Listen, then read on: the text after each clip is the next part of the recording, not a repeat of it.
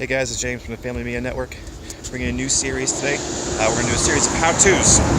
You hear a little road noise because we're going to do a how-to today on how to do a family vacation at a national park. We're here at Rocky Mountain National Park where you'll see all of our examples come from today, but I'm pretty sure all of our tips and tricks and how-tos and pros and cons will work for most of your national parks that you might want to visit. So stick around, stay tuned, we'll show you how to have a good family vacation at a national park.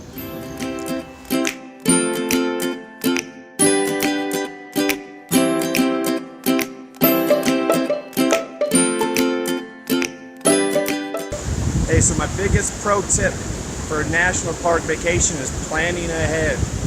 Check the national park website, check trail guides, decide what you want to do, and see if you can actually do it. Where I'm at is the pool on the Fern Lake Trail, and we didn't originally plan to do this trail, but the hikes we were going to do are still snow-packed in June in 2017. There are feet of snow on the trails we were going to do, so we had to go to plan B.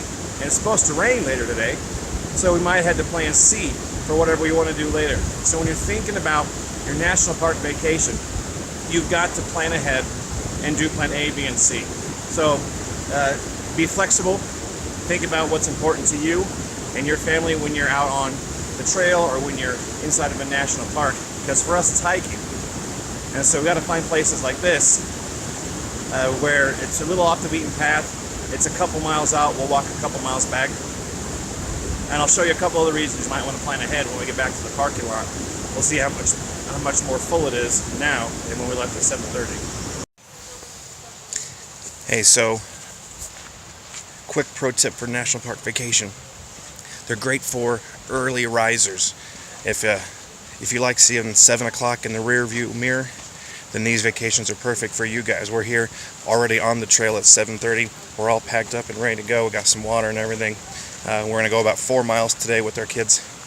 I'll try and get some shots of the trail and everything that we see. But if you're the kind of person that likes to take it easy on vacation and sleep in, maybe national park isn't where you want to spend your time and your money, because it's perfect for early risers. These places get busy. The parking lots get packed quick. So think about that when you're planning your vacation.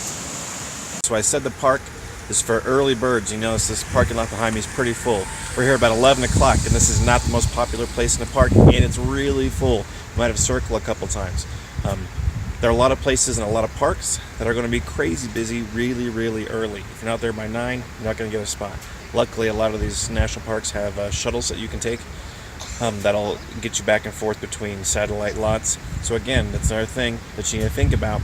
Plan ahead, what's important to you, and sometimes you just got to get there early if you want to do the hikes or see the things that you want to see. Now, one of the best things about national park vacations is getting to see geologic features you don't normally get to see. You'll never see these if you take a big city trip. For example, this raging waterfall behind me. I'm at the top of a big waterfall. It's called the Alluvial Fan. This is one of the many things you can hike to in just a few minutes. We parked about 5 minutes from here and hiked up. Now the trail's marked and it's pretty smooth. But there's a couple other features that you can probably see, like this one, or this one. And finally, this thing you'll never get to see in your hometown or your backyard, unless of course your hometown or backyard is Colorado. So another great part of a national park trip is getting to stay in a place that you don't normally get to stay. Usually, when you go on vacation, you're staying in hotels. When you're heading to a national park, you have lots of other options, namely lodges, cabins. You can hit a VRBO, vacation rental by owner, or Airbnb, something like that, and find an actual house. For example, this lodge we're staying at here, it has a lot of different cabins, along with play area and stuff like that. It has a pool, horse rides, and all sorts of other amenities that you might not get at a hotel. So when you're looking at national parks, always think about the cost comparison to having your own place. When you're in a hotel, it's usually just you in a small room with a couple beds.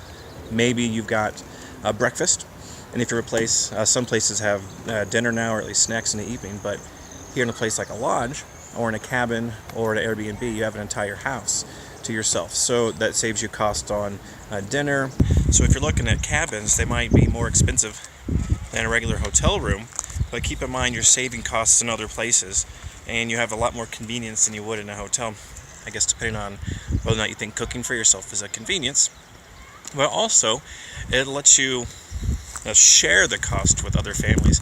We're here with 2 other families. Our family, we have some cousins. We've gone on vacation with friends and rented out a whole house. A 3-bedroom house fit our 2 families perfectly. So again, if you're thinking about national park vacation, a vacation with friends and family is a great way to bring those costs down if you can find some time together.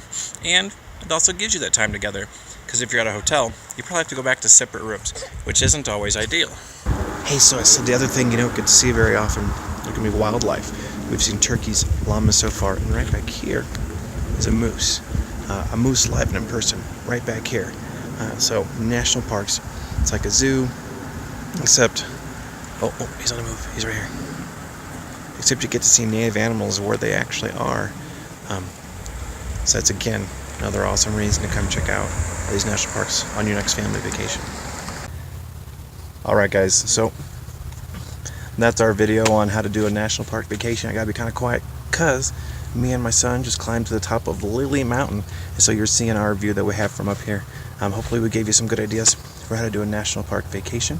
You can see our view is pretty spectacular from here. And hopefully maybe you and your family can hit up a national park and find a view like this one and create those memories. So remember, plan ahead, be flexible, know what you want to do before coming in, and you should have a great time.